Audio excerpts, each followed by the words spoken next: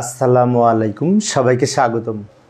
প্রিয় শিক্ষার্থী বন্ধুরা, আজকে আমি যে আইসিটি বিষয়ের ডিজিটাল ডিভাইস অংশের অর্থাৎ লজিক গেট অংশের অ্যান্ড গেট বলতে কি বুঝি, অ্যান্ড গেট সম্পর্কে বিস্তারিত আলোচনা করার চেষ্টা করব।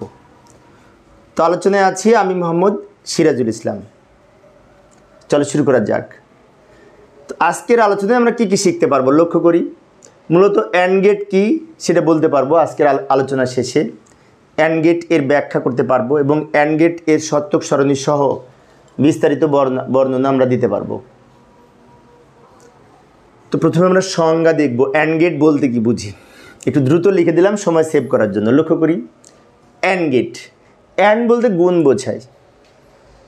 আমরা যে ইনটু বা গুণ বলি, সে গুণকে লজিক গেটের ভাষায় অ্যান্ড বলে, অর্থাৎ অ্যান্ড গুণের কাজ করে।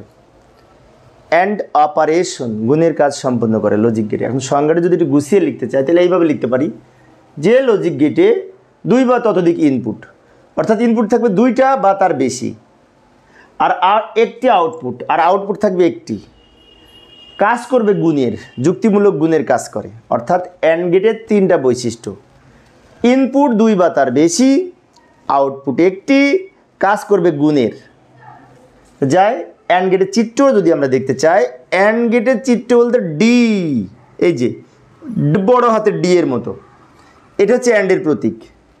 এখন ইনপুট থাকবে বাম দিকে, তাহলে এখানে সংজ্ঞায় কি বলা হয়েছে, দুই বা তার বেশি ইনপুট।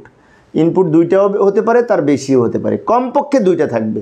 তা আমি যদি মনে করি এ আর বি দুইটা ইনপুট, তাহলে এই যে এ একটা লাইন, বি একটা লাইন, এই দুইটা ইনপুট।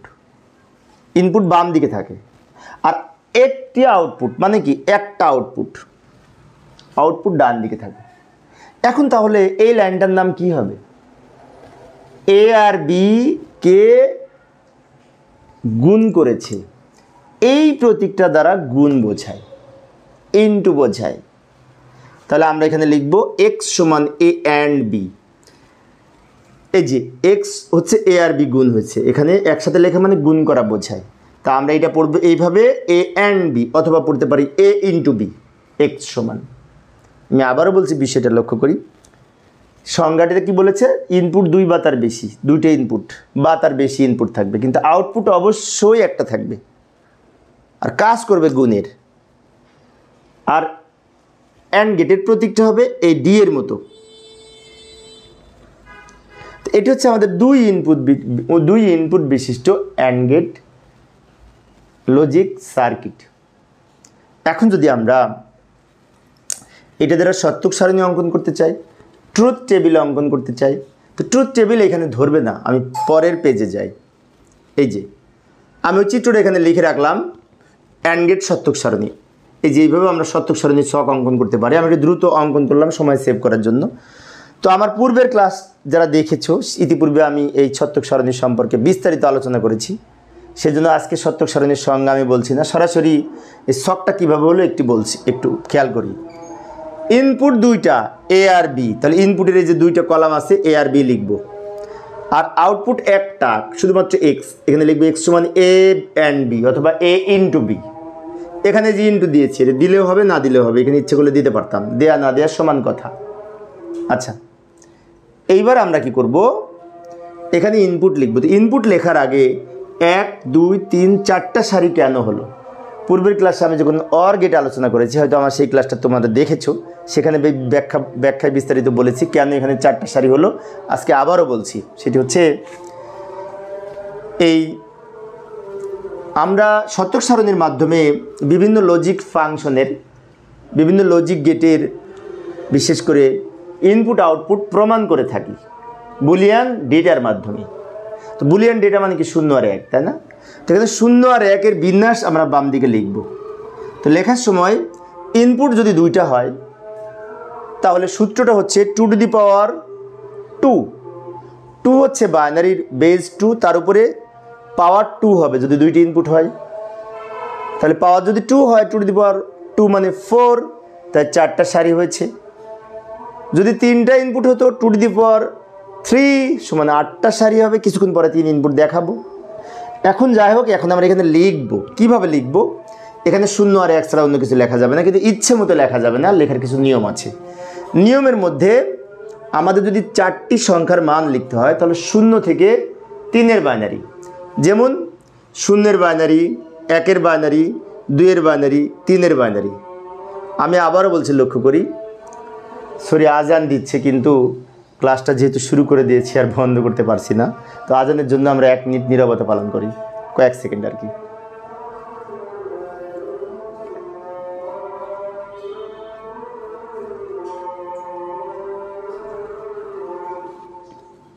আজান শেষ। তো যাই হোক, লক্ষ্য করি, আবারও বলি কীভাবে লিখলাম। 0-এর বাইনারি, 1-এর বাইনারি, 2-এর বাইনারি, 3-এর বাইনারি, অর্থাৎ এখানে 0 থেকে 3-এর বাইনারি মান, আর বাম দিকের এই ফাঁকা ঘরগুলো 0 দ্বারা পূর্ণ করে দিব। তাহলে এখানে বিন্যাসটা হবে 0 থেকে 3-এর বাইনারি, 2 বিট করে। এখন আমার কলেজের শিক্ষার্থীরা, আমি একজন সরকারি কলেজের শিক্ষক, যখন পড়ায় তখন দেখেছি শিক্ষার্থীরা এটা খুব সুন্দরভাবে মুখস্থ করে, না বুঝে। কিভাবে মুখস্থ করে? ওরা বলে যে স্যার এইখানে তো এর নিচে বসবে 2টা 0 2টা 1, আর বি এর নিচে 0 1 0 1, এভাবে মুখস্থ করা তো সহজ, আর 1 0 থেকে 3-এর বাইনারি মনে রাখা কঠিন, তাই বলে ওরা। তো সমস্যা নেই, কেউ যদি মুখস্থ লিখতে পারে লিখবে। তো মুখস্থ করলে কী করবো? 2টা 0 2টা 1, একটা 0 একটা 1, একটা 0 একটা 1, 2টা 0 2টা 1, একটা 0 একটা 1, এটুকু মনে রাখতে হবে। আচ্ছা, এইবার আমরা এইখানে আউটপুট লিখব এই অ্যান্ড অপারেশন ব্যবহার করে। অ্যান্ড মানে কি? গুণ। তাহলে গুণ করবো এই দুটো কলাম।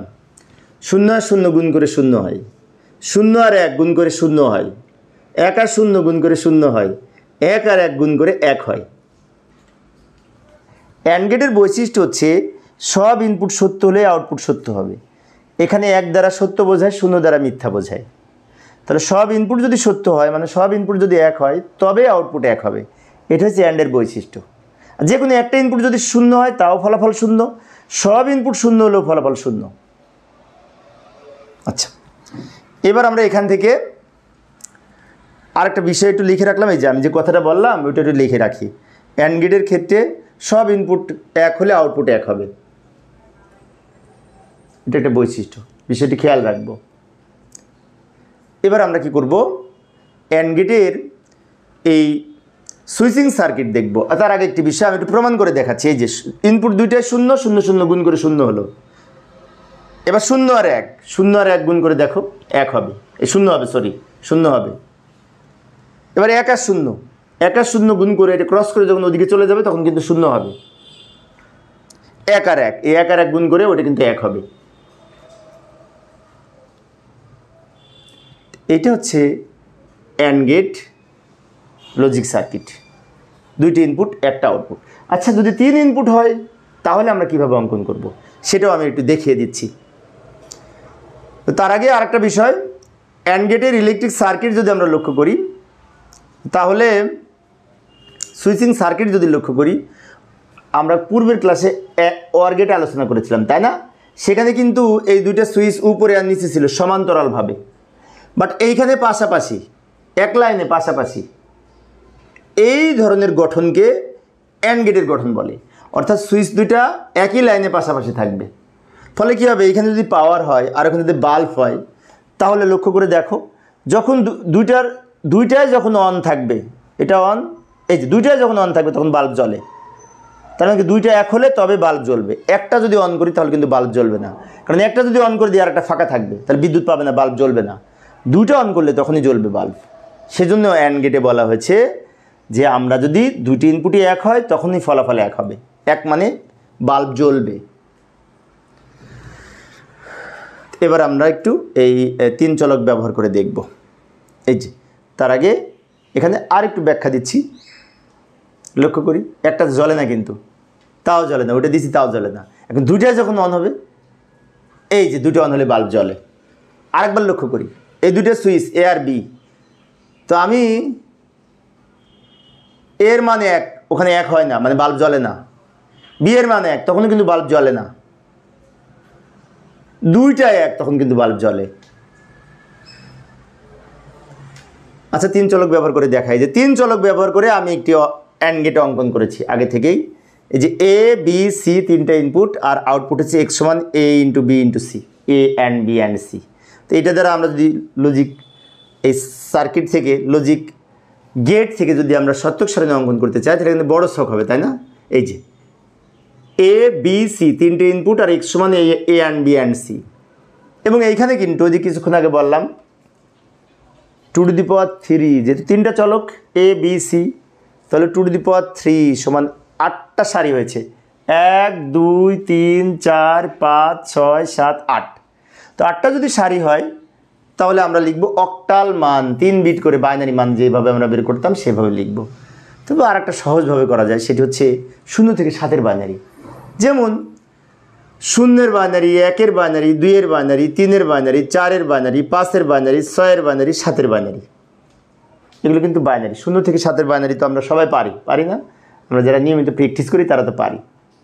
আর বাম দিকের এগুলো 0 দ্বারা পূর্ণ করে দিব, অর্থাৎ 0 থেকে 7-এর বাইনারি 3 বিট করে সাজিয়ে লিখলেই আমরা এবিসি এর বিন্যাস পাব।